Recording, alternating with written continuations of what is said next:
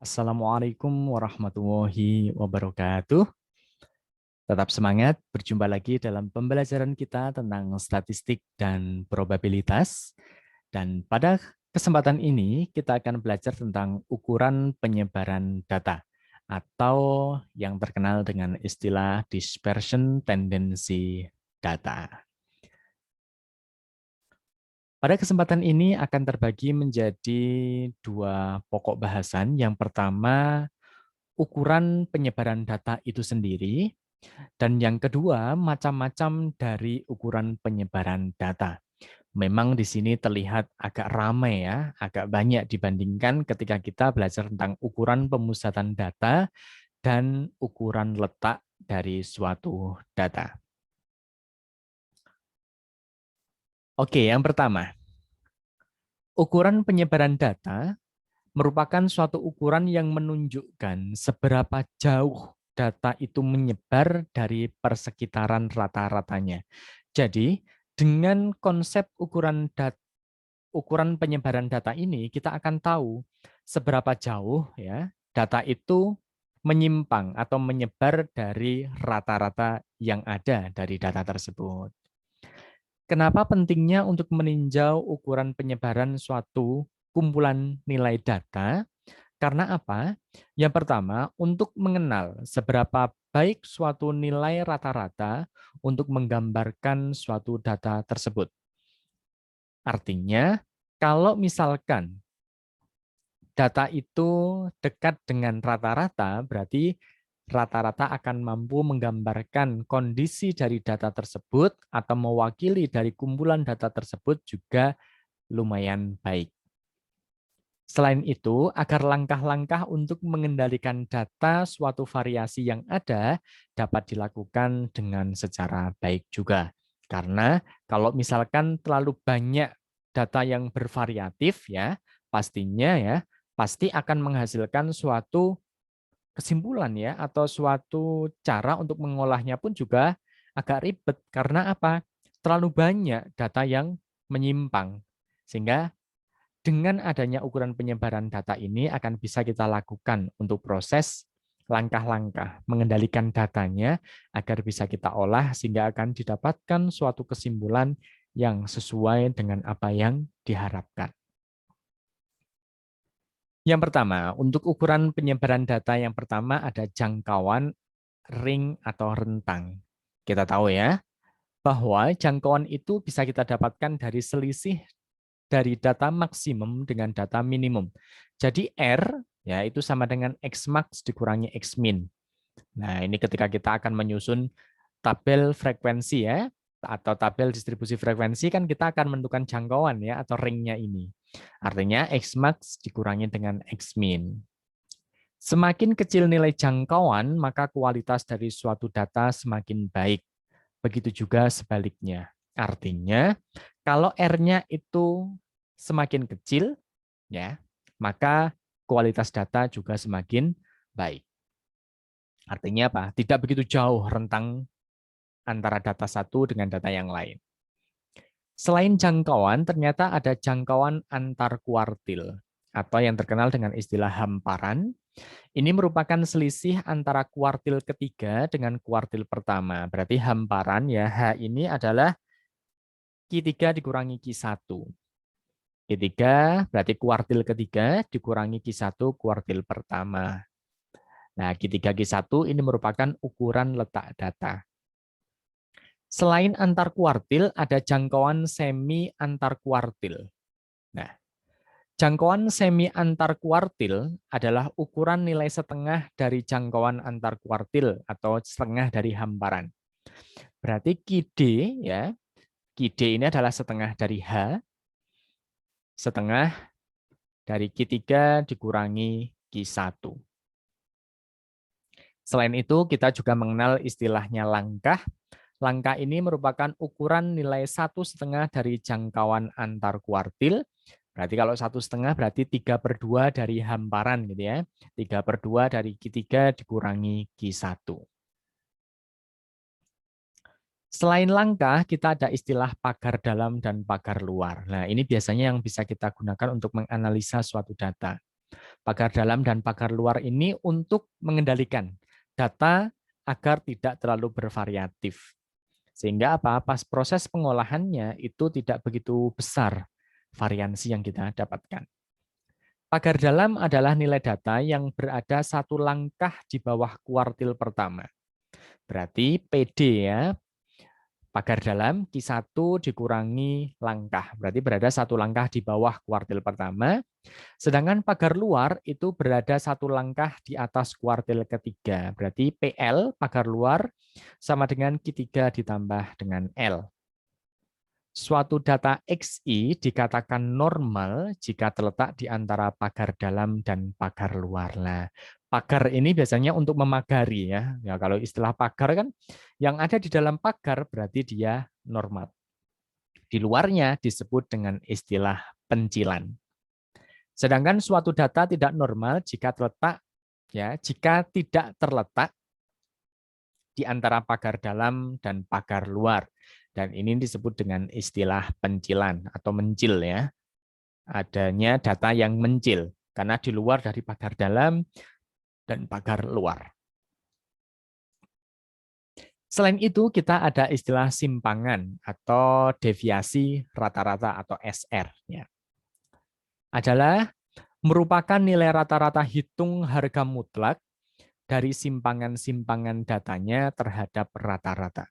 Jadi, ini merupakan simpangan ya dari data terhadap rata-rata. Ketika data tunggal, SR bisa kita dapatkan sigma ya harga mutlak XI dikurangi X bar ini adalah rata-rata dibagi dengan N.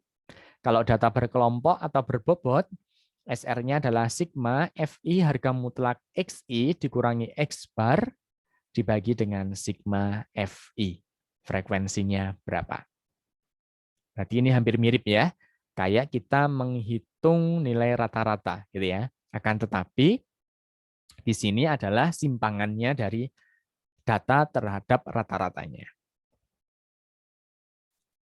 Nah, contohnya ketika kita akan menghitung simpangan rata-rata.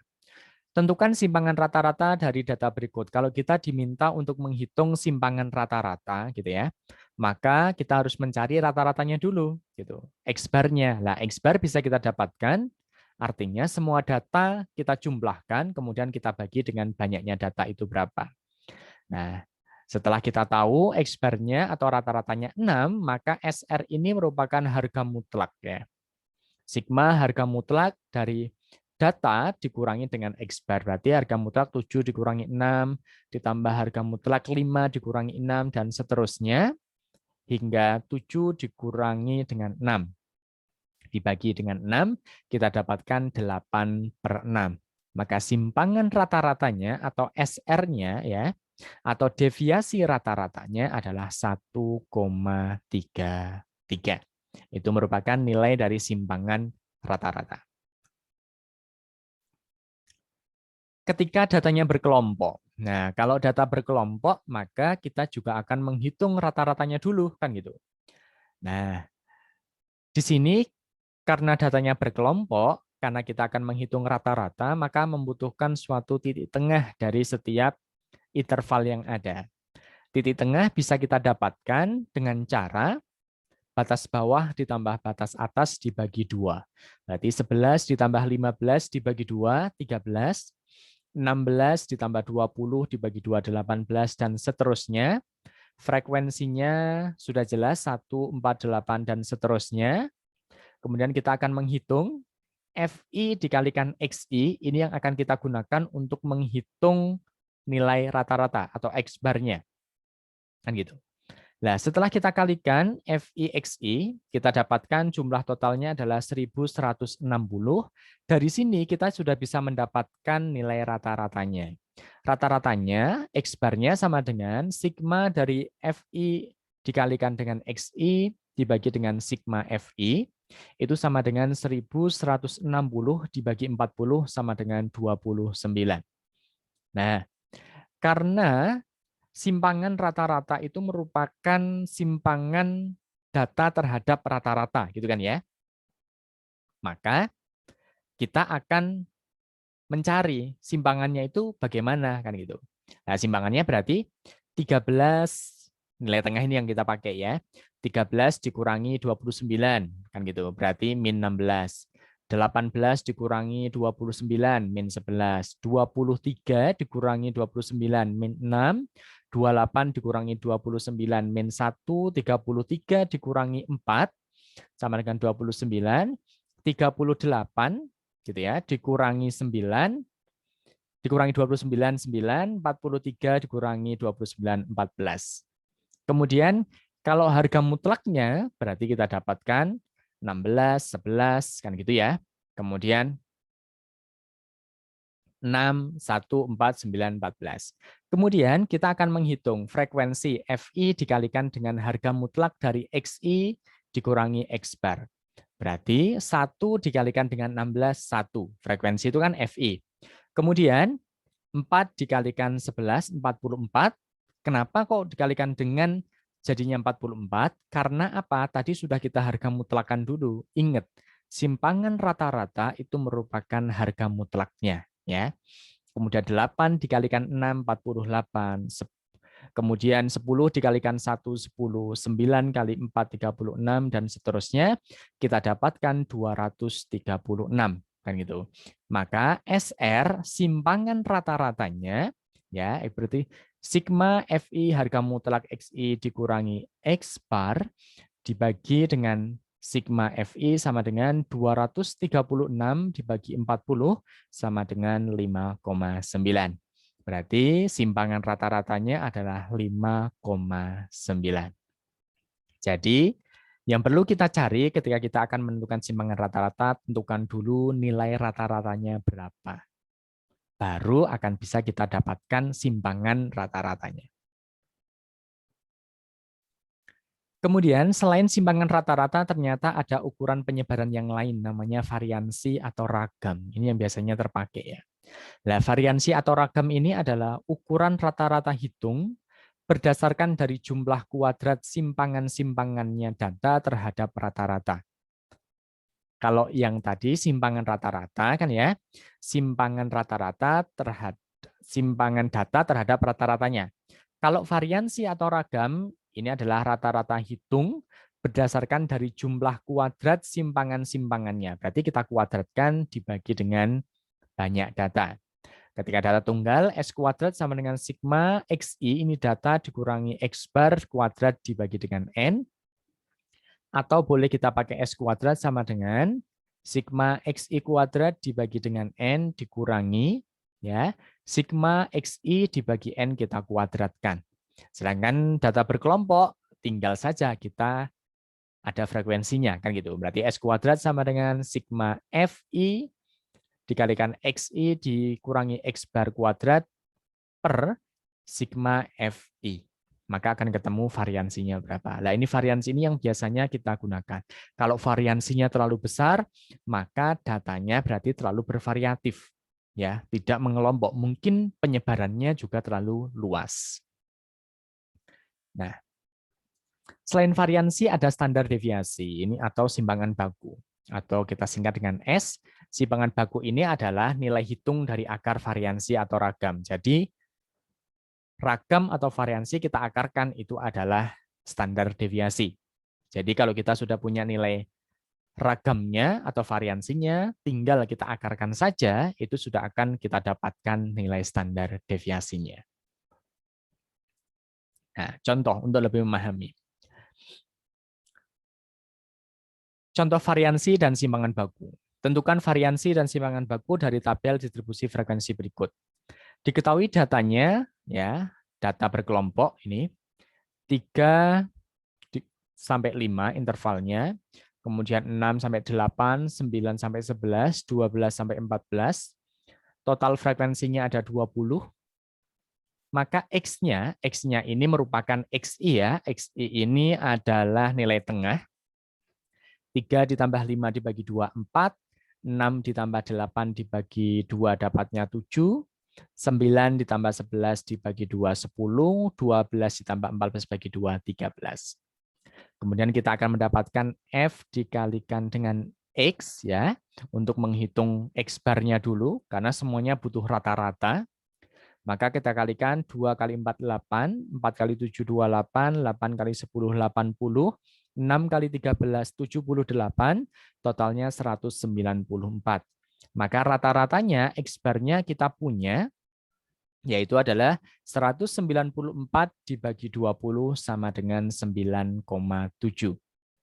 Kemudian data X-nya ini akan kita kurangi dengan X-bar. Berarti X kita kurangi X-bar. Berarti 4 dikurangi 9,7 min 5,7. Kemudian 7 dikurangi 9,7 min 2,7. 10 dikurangi 9,7 0,3. 13 dikurangi 9,7 3,3.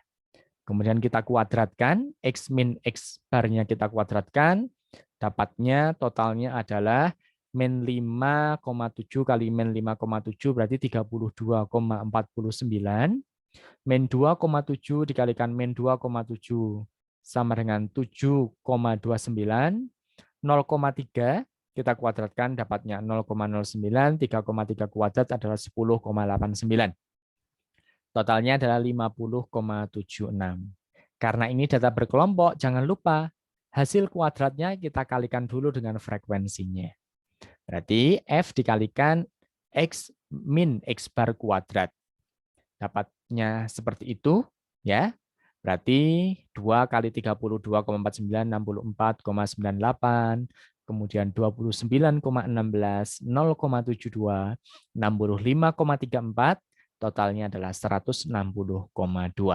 Maka S kuadrat atau ragamnya atau variansinya itu berarti sigma FI XI dikurangi X bar kuadrat dibagi dengan sigma FI sama dengan 160,2 dibagi 20, 8,01. Dan simpangan bakunya, S-nya adalah akar dari 8,01. Jadi tidak perlu untuk menghitung simpangan bakunya.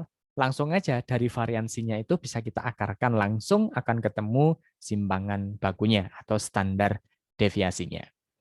Maka akar dari 8,01 itu sekitar 2,83. Selain ketika kita belajar ukuran penyebaran tentang variansi, kemudian simpangan baku, ternyata ada kemiringan juga. Nah, kemiringan distribusi data atau skewness ya, itu merupakan derajat atau ukuran dari ketidaksimetrian atau asimetri suatu distribusi data. Namanya data ya, distribusi itu harapannya normal kan gitu. Kalau terlalu miring ya, maka nanti akan ada istilah ya, miringnya negatif atau positif gitu ya. Nah, beberapa pola kemiringan distribusi data itu ada distribusi simetri, artinya tidak miring. Namanya simetri ya, berarti kanan sama kiri oke, seimbang. Kemudian distribusi miring ke kiri, maka kemiringannya negatif. Atau distribusi miring ke kanan, kemiringannya berarti positif. Berarti kalau miring ke kiri, miring ke kanan, berarti posisinya dia tidak normal. Karena apa? Miring kanan sama miring kiri. Pakai rumus Pearson ya, kita notasikan dengan alfa, kemiringan itu. Alfa sama dengan X bar dikurangi modus dibagi dengan S. S ini adalah standar deviasi atau simpangan baku. Kalau pakai modus. Sedangkan kalau kita menggunakan median, maka alfa sama dengan 3 dikalikan X bar rata-rata dikurangi dengan median dibagi dengan S standar deviasinya. Itu adalah kemiringan distribusi data. Selain kemiringan, ternyata ada istilah keruncingan distribusi data atau kurtosis ya. Merupakan derajat ukuran tinggi rendahnya puncak suatu distribusi data terhadap distribusi normalnya. Gitu ya. Jenis pola keruncingan ada 3 juga, leptokurtis ya. Distribusi berbentuk datar dan menyebar daripada distribusi normal. Artinya ini tidak normal ya. Dia berbentuk datar atau lebih landai atau lebih nyebar gitu ya. Sedangkan mesokurtis layaknya distribusi normal, berarti dia normal. Nanti kita akan belajar tentang distribusi normal.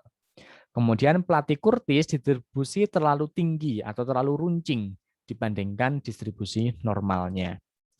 Nah, kita bisa menggunakan kaidah beta, ya, rumusnya sama dengan 1/n banyak data, sigma dari XI dikurangi X bar pangkat 4 per S pangkat 4. S pangkat 4 itu berarti standar deviasi kita pangkatkan menjadi 4. Itu kalau data tunggal, kalau data berkelompok berarti kita kalikan dengan frekuensinya. Nah, ini latihan ya, tentukan jangkauan antar kuartil, jangkauan semi antar kuartil, ragam simpangan baku dari tabel berikut ya. Berarti kalau jangkauan berarti X max dikurangi X min, kan gitu. Kalau jangkauan antar kuartil berarti Q3 dikurangi Q1. Kalau semi antar kuartil berarti setengahnya dari antar kuartil, kan gitu ya. Kalau ragam berarti rata-rata, kan gitu ya. Data dikurangi rata-rata kita kuadratkan dibagi dengan banyaknya data. Kalau simpangan baku tinggal kita akarkan saja dari ragam tersebut. Nah, ini contoh yang kedua juga. Kali tentukan ada tambahannya kurtosis sama skewness ya. Nah, keruncingan sama apa namanya kemiringan. Oke, terima kasih. Itulah beberapa ukuran penyebaran suatu data. Semoga bermanfaat. Wassalamualaikum warahmatullahi wabarakatuh.